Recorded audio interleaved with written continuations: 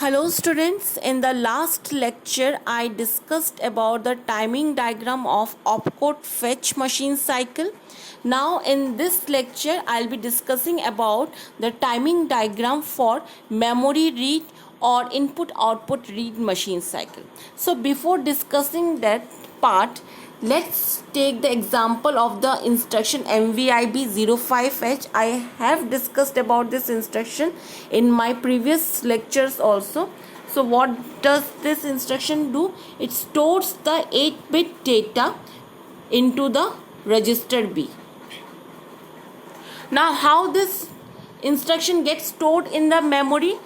First, the opcode of the instruction will get stored in the memory location, and second, the whatever hexadecimal data is given in the instruction, that hexadecimal data will get stored in the next memory location. Now if this instruction has to be executed, what would have happened? First, opcode fetch machine cycle would have taken place. So there first would be the opcode fetch machine cycle, and after decoding the instruction, microprocessor will come to know that there is some data which is in the memory which needs to get stored in the register B. So microprocessor will need another machine cycle, that is memory read machine cycle, for reading this hexadecimal data stored in the memory. And once it gets the data, once the microprocessor gets the data, it reads the data from the memory, it will store it in the register B. So in this instruction, microprocessor needs two machine cycles, one for opcode fetch and the second one for memory read. Now let's see the timing diagram for memory read machine cycle. So before going into the detail of memory read machine cycle, let's just see the process. What happens?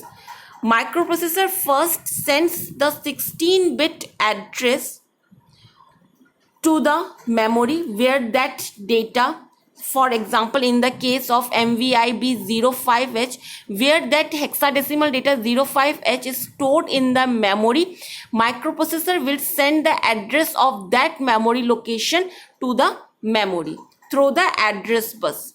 So how it will send? The higher byte will go through the address bus A8 to A15, and the lower byte will go through the address data bus AD0 to AD7. Since AD0 to AD7 is the address data bus, it needs to be demultiplexed and it will happen through latch. So latch, what it does, it demultiplexes the address data bus, and it latches the lower byte of the address into some external device or memory and makes the address data bus free for carrying the data. So once the memory gets the memory location, it searches for that data. Once it gets the data, it stores the data in the data bus, and from there the data goes to the microprocessor through the data bus. And once the microprocessor gets the data, just in the example of MVIB05H, once the microprocessor gets the data 05H, what it will do, it will directly store the data into the register B and the instruction will get executed. So this is how the memory read cycle gets performed by the microprocessor. So this is the timing diagram of memory read cycle. The timing diagram of memory read cycle is exactly similar to that of opcode fetch cycle. Opcode fetch cycle is also a reading cycle, memory read cycle, but in opcode fetch cycle, opcode is being read by the microprocessor, whereas in memory read cycle, a data is being read by the microprocessor other than the opcode. So everything is same, that in the first T state, microprocessor sends the 16-bit address, that is A8 to A15 and A0 to A7 through the address bus. Then it makes the ALE, that is address latch enable high, so that the lower byte of the address gets latched into some external memory or external device, and the address data bus gets free for carrying the data. and it makes IO/M bar low because the data is stored in the memory and the address that the microprocessor is sending through the address bus is for the memories. That's why it makes the IO/M bar low. And S0 and S1 pins, the status of S0 and S1 pins will be S0 will be 0 and S1 will be high. As you can see from this status pin S0 and S1, what should be the status of S0 and S1? S1 should be 1 and S0 should be 0, which shows that microprocessor is performing read operation. So S0 is 0 and S1 is 1, which shows microprocessor is performing read operation. And once the address reaches the memory searches for that address and it finds the data. Once it finds the data, it will microprocessor, what it does, it makes the RD bar signal low, and once the RD bar signal gets low, the memory stores the data into the data bus, and from there in the T2 state, what happens, the memory stores the data in the data bus, and through the data bus the data goes to the microprocessor. So in T3 state, data reaches the microprocessor and the instruction gets executed. So this is how memory read cycle is performed. This is the timing diagram. This is I have explained the whole timing diagram for memory read cycle.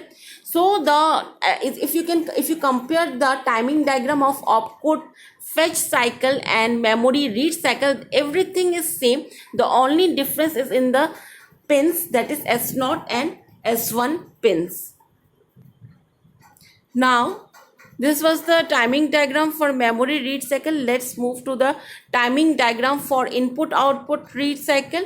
So before discussing the timing diagram, let's see how the input output read cycle is being performed by the microprocessor. What happens? This is the microprocessor, 8085 microprocessor. Microprocessor sends the 16-bit address through the address bus A0 to A15. That is, it sends the lower byte through the address data bus AD0 to AD7 and higher byte through the address bus A8 to A15 to the input device. Once the address reaches the input device, what it does, it stores the data into the data bus. Now the data bus carries the data back to the microprocessor and it stores the content into the accumulator. So as I've already told you when I was discussing the feature of 8085 microprocessor, that the input output devices that are linked to the microprocessor, they are of 8 bits address, means the address of those input output devices are of 8 bits. So how the 16-bit address is going through this 16-bit address bus? So here what happens, address of input output device is duplicated on both address and address data bus. Now coming to the timing diagram of input output read cycle. In an input output read cycle, the microprocessor reads the data available at the input port or input device, as I've told you, and the data is placed in the accumulator. Now what happens, an input output read cycle is exactly similar to the memory read cycle, but the only difference between a memory read cycle and input output read cycle is that the signal IO/M bar goes high in case of input output read. In case of memory read, IO/M bar used to go low, whereas in input output read, IO/M bar goes high. IO/M bar goes high, which shows that the address that the address bus is carrying is for the input output device and not for the memory. So now it indicates that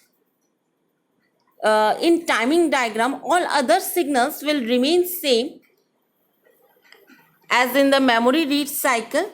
Moreover, as I've told you that in case of input output device or input output port, the address is only 8 bits long, and therefore the address of input output device is duplicated on both address and address data buses.